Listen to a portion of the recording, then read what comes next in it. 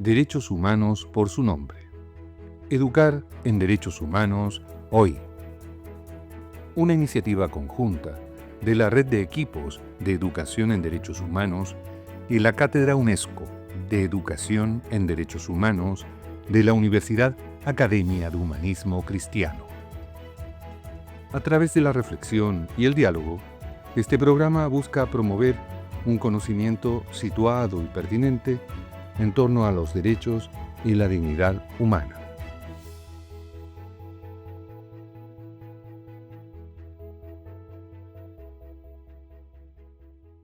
Les damos la bienvenida a nuestro primer programa. Nos encontramos en la radio de la Facultad de Ciencias Sociales y Educación de la Universidad Academia de Humanismo Cristiano. Mi nombre es Isabel Plaza Lizama y soy coordinadora de la Cátedra UNESCO de Educación en Derechos Humanos. Queremos invitarles a poner atención en los impactos que tiene el nombrar, omitir o tergiversar los derechos humanos para la comprensión de nuestros contextos sociales y de la democracia, y reflexionar sobre el rol que juega la educación en estos escenarios. A este primer capítulo le hemos llamado No en mi nombre, como una invitación a reflexionar críticamente sobre el uso y abuso del discurso de los derechos humanos. El título de nuestro primer programa se ha inspirado en dos iniciativas de agrupaciones que han decidido no permitir que, en nombre de su identidad, se promuevan discursos que amparan el terrorismo de Estado. Nos referimos a Judíos por Palestina, quienes defienden la autodeterminación del pueblo palestino, que no se sienten representados con el Estado de Israel y dicen no en nuestro nombre, porque les moviliza el respeto a la dignidad y la resistencia del pueblo palestino. Por otro lado, está la experiencia teatral del colectivo Alternance Théâtre, con la obra No en mi nombre, Historias desobedientes. Trabajo investigativo y creativo basado en testimonios de hijas e hijos de miembros de las Fuerzas Armadas, Gendarmería o policías durante la dictadura chilena y argentina. Hijas e hijos que han decidido repudiar los crímenes de sus padres, sus prácticas represivas, sus pactos de impunidad y silencio. Rescatamos estas experiencias como ejemplo de resistencia frente a la expansión de los discursos de odio y el negacionismo. El uso instrumental de los derechos humanos no es nuevo. Al igual que con la democracia, la justicia y la paz, se usa los derechos humanos para justificar acciones que en vez de proteger y promover la igual dignidad de todo ser humano, hacen exactamente lo contrario.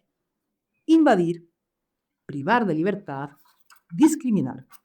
Por eso hemos querido focalizarnos en dialogar sobre este tema y los impactos que tienen sobre la comprensión que la sociedad tiene de los derechos humanos. Para esto conversaremos con María de los Ángeles Villaseca, coordinadora de la Red de Equipos de Educación en Derechos Humanos, con Paloma Abed de la Torre, coordinadora de Educación del Instituto Nacional de Derechos Humanos, y Loreto López, asesora en la misma institución. Les doy la bienvenida. Muchas gracias por acompañarnos. Hola, buenas tardes. Hola, Ruth, buenas tardes. Gracias por invitarnos. En las últimas décadas, el discurso de los derechos humanos ha ido ganando terreno en la sociedad chilena. Y al punto tal que, por ejemplo, tras el estallido del 2019, toda la derecha tuvo que incorporarlo en sus narrativas para poder legitimar sus posturas. Eso es algo que hemos ido observando y discutiendo al interior de la Red de Equipos de Educación en Derechos Humanos. Y el proceso constituyente, eso sí, dejó en evidencia las distintas comprensiones sobre lo que implican los derechos humanos y además masificó discursos que repercuten hasta el día de hoy. Vamos a escuchar uno de esos discursos. En vez de prohibirlos, sujetarlos la creación y su gestión de establecimientos bajo ciertos fines y principios al servicio de la educación estatal. ¿Y cuáles son estos principios?, se preguntarán ustedes. Obviamente, sus principios, cargados de ideología. El artículo 16 los consagra: la interculturalidad, el enfoque de género, una educación no sexista. A esto se suman también sus principios de la Constitución, que, por nombrar alguno, establece que Chile es un Estado plurinacional, laico, que asegura la igualdad sustantiva de género para las mujeres, niñas y diversidades y disidencias sexogenéricas entre todos los órganos estatales, y para más, espacios de organización de la sociedad civil. En todo están. ¿Libertad de enseñanza? ¡Ja! Este discurso, que es de Catherine Montalegre en la sesión número 100 de la Convención Constitucional, da muestras de esta forma de entender los derechos humanos de una manera extraña, ¿no? Y pone el centro en la libertad de enseñanza como un discurso que debiera ser protegido por sobre otros derechos y establecer entonces una distancia con los propósitos del derecho a la educación. Si uno pudiera repetir este discurso, pueden volver después al podcast y escucharlo nuevamente y contrastarlo con lo que dice la Declaración Universal o el Pacto Internacional de Derechos Económicos, Sociales y Culturales o la Convención de los Derechos del Niño. Ese listado de ideologías que menciona son justamente los propósitos del derecho a educación. Interculturalidad, en nuestros pactos se habla de comprensión y tolerancia entre todas las naciones, ¿no? Y entre todos los pueblos y entre todas las etnias. Igualdad de género. La Convención de los Derechos del Niño es súper clara en su artículo 29 cuando dice que también debe promover la educación, la igualdad entre hombres y mujeres. Entonces, aquí hay una tensión muy relevante y que tiene un impacto social que no podemos dejar de cuestionarnos. Primero, porque los espacios educativos son el principal instrumento del que disponen las sociedades para transmitir su conocimiento y promover la transformación desde una perspectiva social y cultural. Y son siempre un espacio de disputa. La batalla cultural, como le gusta hablar a la derecha también, se juega parte importante en lo que pasa en los procesos de educación formal, tanto en el currículum como en las políticas que establecen las formas de funcionamiento del sistema educativo, sean estas las de promoción escolar, las de asignación de becas o los programas orientados a la inclusión y la formación ciudadana. Así que en nombre de la libertad se ha puesto un freno a la educación en derechos humanos. Hoy día en las escuelas hay temor de hablar en temas de derechos humanos, tensión justamente por los hechos del 18 de octubre del 2019. Las escuelas no quieren hablar de eso por temor a que las tilden de adoctrinamiento. Sin embargo, una educación que renuncia o rechaza educar en el reconocimiento y la valoración de la dignidad de todo ser humano, implica que se está evadiendo su rol de trabajar en la no discriminación, en la promoción de la paz y la justicia social. Y por lo mismo, esa educación se aparta del derecho a educación. Y así se convierte en un instrumento de reproducción de desigualdades. La libertad de enseñanza no se ha incluido en ninguno de los tratados internacionales. Se levanta este discurso muy fuertemente, pero lo que se reconoce es el derecho de los padres respecto de la educación religiosa de sus hijos y la educación moral de ellos. Y en función de eso, la posibilidad de elegir un establecimiento educacional distinto del que provee la autoridad pública. Respecto a las entidades educativas, no existe ningún derecho humano. Esto nadie lo dice con esta claridad. Son personas jurídicas y las personas jurídicas no pueden tener derechos humanos. Tienen otro tipo de derechos, pero no tienen derechos humanos. Por lo tanto, no hay ningún derecho humano que proteja esta libertad de enseñanza de abrir establecimientos educacionales distintos. Eso no quiere decir que no haya ninguna obligación con respecto a estos grupos, ¿no? Pero no es un derecho humano lo que ahí se constituye. E incluso para que pueda funcionar esa institución y ejercer su libertad de enseñanza, tiene ciertos límites. Tanto la Convención de los Derechos del Niño como el Pacto Internacional de Derechos Económicos, Sociales y Culturales, se le reconoce su existencia y su funcionamiento a condición de que cumpla esos propósitos que están en estas cláusulas y que son los que han sido rechazados en este discurso que acabamos de escuchar. Ciertamente hay un temor sobre el adoctrinamiento, así lo expresaron claramente desde el estallido social en adelante. Sin embargo, los argumentos que se utilizan son para restringir el rol que tiene el Estado en la educación, tanto en la definición curricular como de los principios rectores del sistema educativo. Esta también fue una preocupación en el inicio de la Organización de las Naciones Unidas y en el debate de la Declaración Universal, dado que la experiencia del nazismo y el fascismo en Europa había dejado la evidencia de cómo los sistemas educacionales podían servir para adoctrinar niños, niñas y adolescentes. ¿Y cuál fue la solución a la que llegó la comunidad internacional? Comprometer a los estados para que sus sistemas educacionales se enmarquen en determinados principios, justamente estos que en nombre de la libertad de enseñanza un sector político rechaza, como lo acabamos de escuchar. ¿Y qué hay detrás entonces de estos discursos de libertad de enseñanza como valor inalienable sobre el derecho a educación? Prácticas de discriminación encubierta. Hay un rechazo a la igualdad de la dignidad de todas las personas, particularmente de las sexogenéricamente diversas, una idea meritocrática y competitiva de la educación, que excluye a quienes han tenido entornos menos favorables para su aprendizaje, segregación y exclusión educativa, un mantenimiento de roles tradicionales que desconoce la igualdad de derechos entre hombres y mujeres y la negación de niños, niñas y adolescentes como sujetos plenos de derecho. Nada de esto es menor. Por eso hay que rechazar esta comprensión de la libertad de enseñanza y volverla a centrar en su real posición, es decir, en el medio facilitador de la libertad religiosa en un marco de respeto y promoción de los derechos humanos. Escuchábamos a María de los Ángeles Villaseca, coordinadora de la Red de Equipos de Educación en Derechos Humanos, y me gustaría ahí saber, a partir de la reflexión que realiza María de los Ángeles, cómo ustedes podrían aportar de la experiencia del Instituto Nacional de Derechos Humanos. Bueno, les podemos contar que el Instituto Nacional de Derechos Humanos tiene un mandato regido por la Ley 20.405 que refiere a la protección y promoción de los derechos humanos de todos quienes habitan el territorio nacional. Y en ese contexto comentarles que hemos desarrollado el programa Formador de Formadores, que justamente lo que hacemos, como el nombre indica, es formar a quienes forman a otros en distintas instituciones, donde tratamos de abordar cuáles son estas características.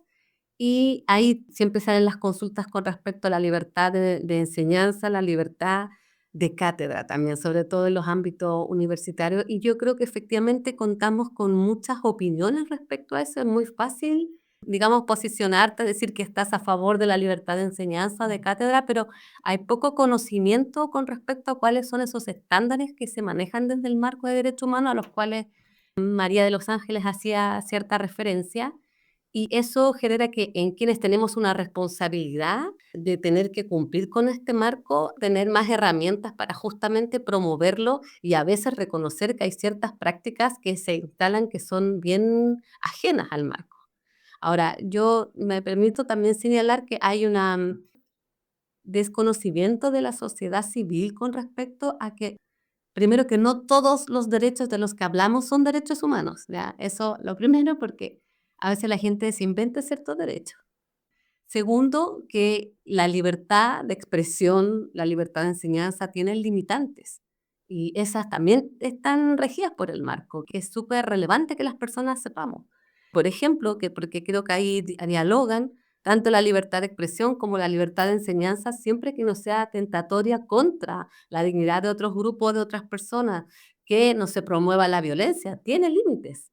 Entonces, no es que yo puedo hacer y decir todo lo que se me antoje porque soy un ser humano que tiene una opinión. Y cuando uno va diciendo eso, las personas van comprendiendo cuáles son esas limitantes y nosotros también tenemos un trabajo en relación con el derecho de comunicación, pero creo que después me puedo referir a eso, ¿no?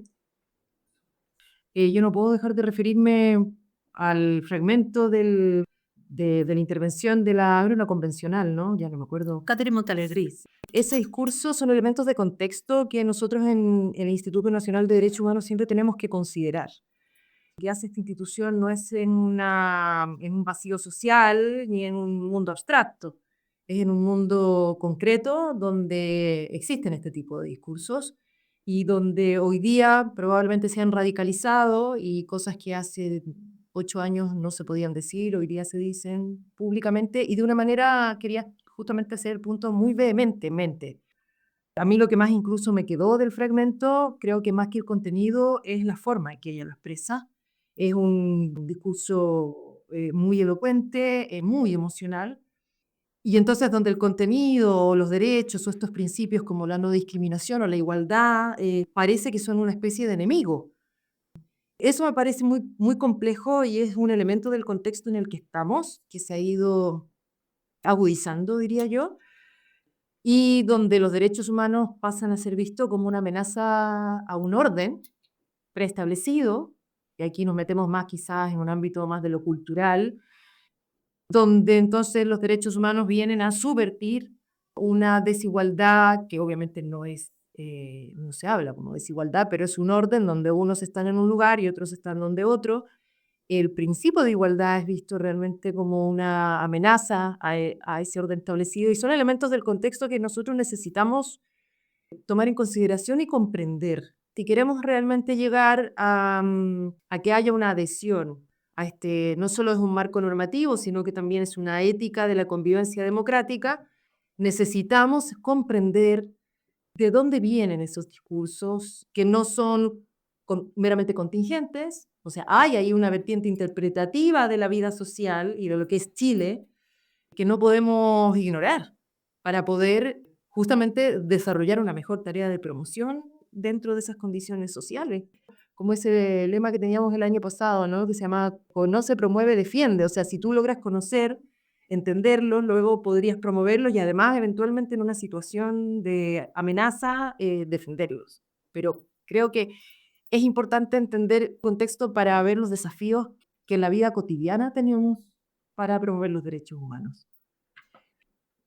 Déjenme contarles que aquí esta universidad tiene una cátedra obligatoria para todas las carreras, que es de Derechos Humanos, Género y actualmente Interculturalidad. Y uno podría decir, bueno, ya está, la tarea está hecha, ¿no? Y yo hago el símil, esto de que la norma por sí sola, la ley por sí sola, no va a hacer que esto se implemente y que además sea comprendida e integrada en la cotidianidad. Y lo mismo pasa con esto de que tenemos una cátedra que ya es un piso mínimo no menor, comparativamente hablando con otras instituciones de educación superior, pero que requiere continuamente, de parte de los profesionales que la facilitamos, actualización de saberes y conectarnos además con las necesidades actuales. Yo coordino la cátedra UNESCO de Educación en Derechos Humanos de la universidad y recibo anualmente estudiantes en pasantía. Uno de los estudiantes que es de Pedagogía en Historia y Ciencias Sociales contaba su experiencia en práctica. Y decía, un estudiante de enseñanza media, cuando ganó Donald Trump, él celebró. Y entonces otro le dijo, ¿pero por qué celebra? Y el docente trata de hacer una aproximación a lo que implican, ¿no?, estos discursos y finalmente llega también, trae la dictadura como referencia. Entonces ahí, discutiendo en grupo, se le planteó esto de cómo haces que este adolescente entienda esto con algo del pasado que realmente lo que hemos podido ir comprobando es que se entiende como un hecho del pasado, pero no forzosamente la relación con la elección de Trump o otros ejemplos que surgían en clase según este estudiante con la delincuencia y la violencia alrededor. No es que tengamos que dejarse pedagogía de la memoria, por favor, que no se entienda eso para nada, hay que continuar. Pero frente a estos que son las problemáticas actuales de estudiantes que van a colegios, a liceos, donde se confrontan a otros estudiantes que están vendiendo droga o que ingresan con armas al establecimiento, ¿verdad? Donde hay mucha violencia. Frente a eso, la respuesta no puede ser, sí, pero en Chile la dictadura. Y frente a ese ejemplo es importante abordar la correlación entre los temas.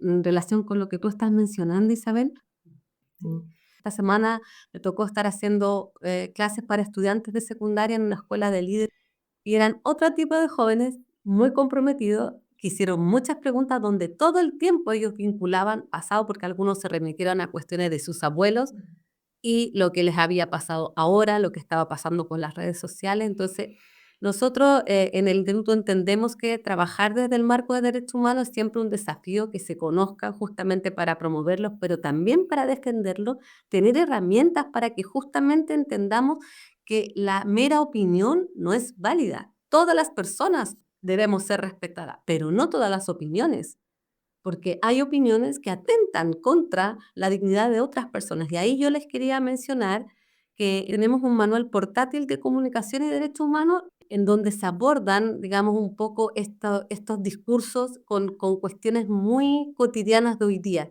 en donde es posible hacer esa vinculación del pasado y presente, porque hoy día, por ejemplo, bajo el lema de la seguridad, hay discursos que incitan a la violencia y al odio, que lo dicen diferentes candidatos o candidatas, no solo en Chile, sino que estamos en un contexto en que eso parecía que pueden decirse esas cosas en nombre de la seguridad. Donde todo se Entonces, va a resolver con balas. Y la seguridad también es un derecho humano. Además, derechos, sí, a la seguridad personal. sí, sí. Ahora, yo creo que también es súper importante para el mundo de la educación en derechos humanos que superemos que la enseñanza de los derechos humanos está estrechamente vinculada al golpe. Nosotros también hemos ido tratando de abordar otras temáticas en los programas porque justamente en las primeras encuestas anuales del instituto salía esta asociación directa y nosotros queremos, digamos, superarla porque temas de derechos humanos tenemos actualmente y no son solo referidos a violaciones de los derechos humanos. Exactamente. Bueno, yo en ese sentido creo que es importante pensar que los derechos humanos son siempre controversiales. Nuestra idiosincrasia nacional normalmente ha tratado de evitarlos, ¿no? Y justamente hoy día la invitación es cómo podemos hablar de aquello que nos es incómodo, pero que nos permite abrir puentes, encontrarnos en la diferencia, que yo creo que esa es la gran dificultad que tenemos hoy, ¿no? En este mundo polarizado, no solo en Chile, sino en el mundo, y hacerse cargo con algo que tú decías, Loreto, estos contextos donde hay una carga emocional. Hablar de memoria es una carga emocional, si no sería historia. Aquí hay una carga emocional. Cuando hablamos de nuestras memorias recientes, que no son las de la dictadura, como el 18O, que los estudiantes que hoy día están en tercer y cuarto medio estaban en la educación básica, vivieron esa experiencia. La pandemia, la migración, la inseguridad, los discursos xenófobos, hay una serie de experiencias de las cuales no se habla, bueno, ¿para qué decir sobre las diversidades sexuales, no? De las que no se habla porque generan tensión. Y la invitación es justamente a hacernos cargo de esa emoción, hablarla, acogerla, entender que no pensamos lo mismo, pero como decía Paloma, ¿no? Podemos tener distintas opiniones y nos respetamos, pero hay opiniones que están dentro del marco de los derechos humanos y hay opiniones que están fuera del marco de los derechos humanos. Y es muy importante al menos situar a dónde estamos parados, porque si no es todo lo mismo, todo se convierte en un flujo que no permite un desarrollo ético. Y en definitiva, la educación en derechos humanos es por sobre todo un desarrollo ético que va a ser el que va a dominar nuestras decisiones del día a día. Es decir, no enseñamos esto porque es muy bonito y es un cuento o una teoría o un marco legal. Lo enseñamos porque impacta nuestras vidas e impacta nuestras decisiones. Efectivamente, ya vamos a comenzar a cerrar nuestro primer programa. Hay un elemento también que quería traer para este cierre y que tiene que ver con que este tema central que quisimos poner hoy, ¿no? que tiene que ver con cómo estos discursos negacionistas van avanzando con fuerza, tiene que ver también con que le hacen sentido a algunas personas, ¿no? Eso es interesante, o sea, no podemos no hacernos cargo de aquello. Hacen sentido porque apelan y conectan con emociones básicas, como por ejemplo el miedo, con sentirse poco reconocidos en el esfuerzo que se hace por salir adelante, con la sensación de abandono por parte del Estado, con la rabia o la injusticia por el apoyo que reciben otros y no ellos. Yo creo que ahí hay algo, no tiene que ver con que estemos obligados a solucionarlo, sino con hacernos cargo de aquello, ¿sí? Y porque además esto entonces nos impone un desafío, no solamente a quienes estamos acá representando instituciones, sino a quienes nos estén escuchando, impone un desafío que quienes promovemos los derechos humanos, desde la academia, la sociedad civil o desde la institucionalidad del Estado, tenemos que enfrentar esto. Ya que el programa se llama Los Derechos Humanos por su nombre, ¿sí? Hoy hemos abordado, por ejemplo, libertad religiosa sí, pero cumpliendo los propósitos del derecho a la educación. Derechos a la libertad de expresión sí, pero sin dejar de respetar el derecho a no ser difamados, agredidos o vulnerados en nuestra dignidad. ¿Se les ocurre algo más? Hay ahí están, claro, esas limitaciones y esos usos a veces, podríamos decir, interesados, ¿no? De algunos conceptos que emanan de los derechos humanos, pero que son utilizados o mal utilizados. En el caso del campo de la memoria siempre hablamos de los malos usos de la memoria o de los abusos de la memoria. Yo creo que pasa un poco también acá en el caso de los derechos humanos. Ahora, justo a propósito que hoy día se estaba llevando adelante la audiencia de la Corte Suprema para el cumplimiento de la sentencia contra el Estado de Chile dictada por la Corte Interamericana de Derechos Humanos en el caso Vega González. Claro, ahí vimos, por ejemplo, las intervenciones de los defensores donde se denostaban algunos marcos o algunas normas internacionales de derechos humanos, y sin embargo había otras que se reafirmaban, ¿no? Como aquellas que reivindican los derechos humanos de las personas mayores, ¿no? La Convención de los Derechos de las Personas Mayores. Ahí tú ves que hay entonces una suerte de uso oportunista de los derechos humanos o de esa narrativa. Entonces, por lo tanto, además es un discurso poco genuino, porque o es siempre o no es nunca, pero no puede ser algunas veces sí y otras veces no. Entonces, hay ahí también justamente esa tensión. Bueno, sin olvidar, nosotros partimos, ¿no? Diciendo de dónde nos inspirábamos para el nombre de este programa en particular, ¿sí? Y hemos visto que es un tremendo problema en algunos espacios hablar de genocidio contra el pueblo palestino, ¿no? Entonces, derechos humanos por su nombre, partiendo por identificar qué es un genocidio, que eso está estipulado ya, ¿verdad?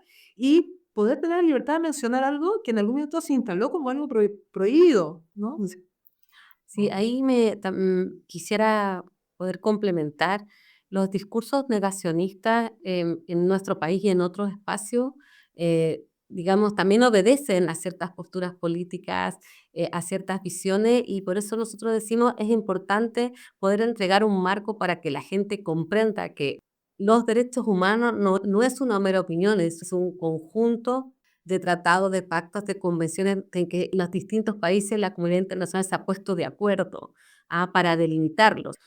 Pero también quería mencionar que los discursos negacionistas pueden estar como en otros espacios, ¿cierto? Escolares, a nivel universitario, de otras tristezas que a lo mejor este país y otros tienen. Y por eso que el marco es muy claro de decir cuando han habido, por ejemplo, comisiones de verdad, sobre todo hacía alusión a un juicio muy emblemático, es como no es una mera opinión. Y el recordar el acceso a la verdad es parte de la obligación de reparación que tienen los estados, y eso es importante que la ciudadanía también lo conozca. Y lo último que yo quisiera mencionar es para quienes van a estar mirando, escuchando el podcast, es que tenemos muchas constataciones de las vulneraciones de derechos humanos. Isabel decía hace un rato, a veces la gente tiene rabia, a veces efectivamente tiene miedo. Nosotros desde la educación en derechos humanos decimos, el marco de derechos humanos es el mismo. No es el ideal, es el mismo. Y la constatación de que tenemos vulneraciones de derechos humanos, que no decaiga nuestro compromiso en que sea lo que queremos para toda la población, porque efectivamente cumplir con el marco nos hace tener un mejor sentido de la sociedad, del bien público, y eso es un mejor país para todas y todas. Entonces, frente a esas constataciones, no decaer. Tenemos que seguir pensando herramientas, buscar maneras, pero de que no decaiga nuestro compromiso, porque los procesos de deshumanización parten también por esta negación.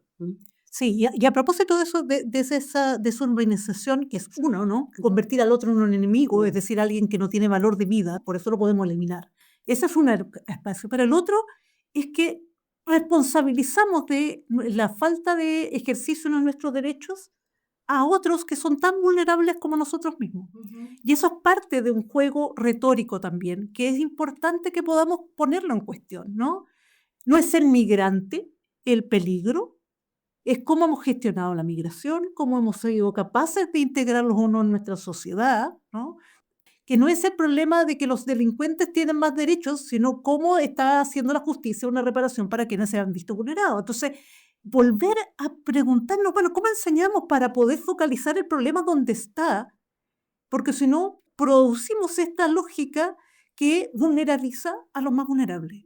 Ahí hay un desafío también, por un lado, y lo otro es cómo reconocemos y recogemos buenas prácticas en derechos humanos para poder alentar esto que decía Paloma, ¿no? De mirar, no todo es negro, hemos tenido muchos avances, pero también hay muchos desafíos. Y aprender de lo que hacemos es parte de lo que nosotros queremos invitarles en esto para que tengamos un espacio donde podamos seguir co-construyendo una mejor educación en derechos humanos. Y por eso proponemos terminar siempre con una pregunta, a modo de reflexión, que invitamos a quienes nos escuchan a poder pensar en ello.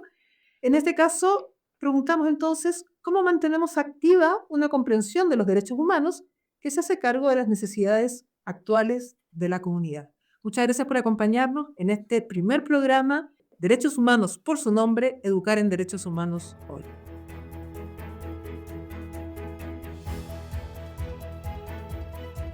Esto fue Derechos Humanos por su nombre. Educar en Derechos Humanos hoy.